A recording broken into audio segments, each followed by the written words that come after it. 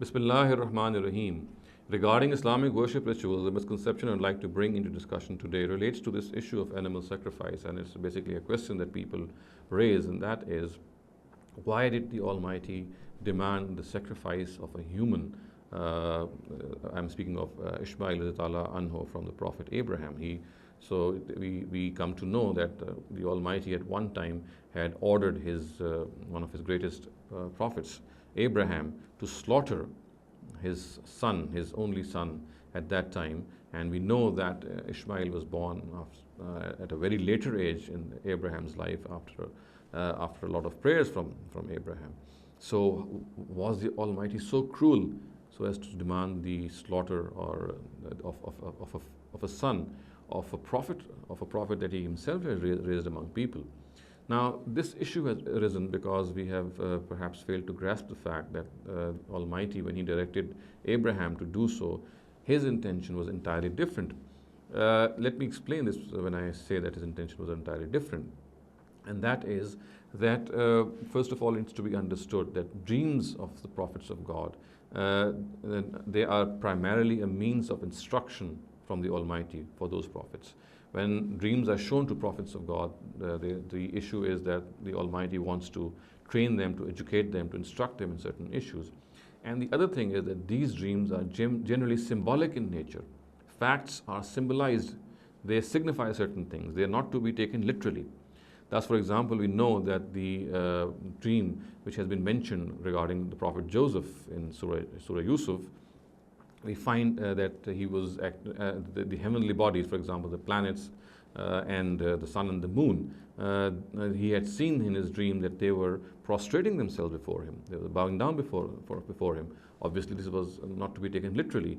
He understood that there was a certain symbolism which was implied there. There was a certain signification which was implied there, and he later on explained when his brothers and his mother and his father came to him later on, that he said that this is the interpretation of my dream, telling people that when I saw that the planets and 11 planets and the sun and the moon are prostrating before me, that was not the fact that they're going to actually prostrate before me. It was the fact that they symbolized certain personalities.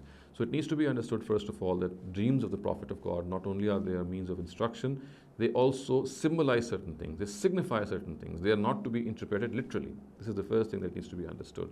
The second thing that needs to be understood is that this particular dream which we are referring to, in which the Almighty instructed His great prophet Abraham to sacrifice his son, was shown to him a number of times, as is evident from the verses of Surah Safat.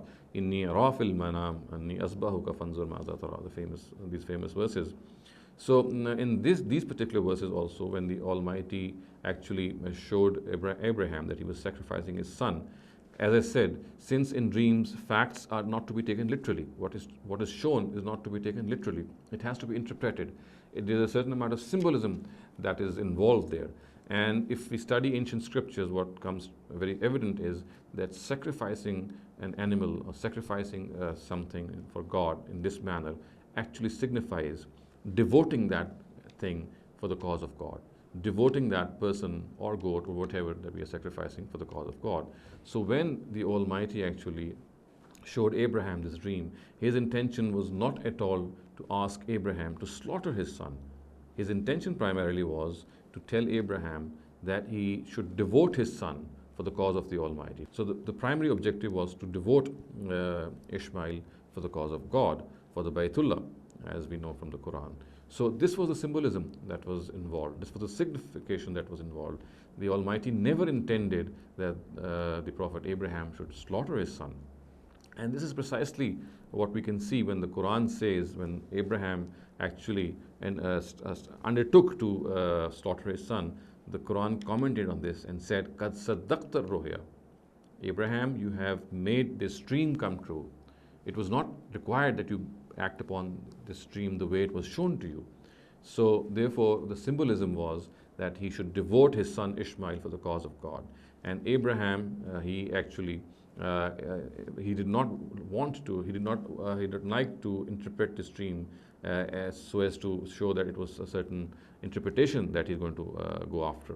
He actually, in his own fervor and his own enthusiasm, he went after following the dream in the literal sense. And whatever the dream said to him, whatever message it conveyed to him, Abraham started to follow that message in the literal sense. So the Almighty had to stop him and said, although this is something very, very commendable that he had not even thought of interpreting the dream, he had started to do as the Almighty said, but the Almighty stopped him and said, "Kad saddaqtu ru'ya." You have made the dream come true. This is not required. So in a nutshell, it needs to be understood that the Almighty never asked for Ishmael's sacrifice. This question should not arise that the Almighty is a cruel being because he asked one of his great prophets and messengers to sacrifice his son for his own sake. This never was the case. This was a symbolic, this whole gesture was symbolic. As I said, dreams of the prophets of God, they must not be interpreted literally. They have a certain significance. They symbolize certain facts. And in this case, the symbolism was Abraham was asked to actually devote his son when he grows up for the cause of God. أقول قولي هذا واستغفر الله لي ولكم ولسائر المسلمين والمسلمات.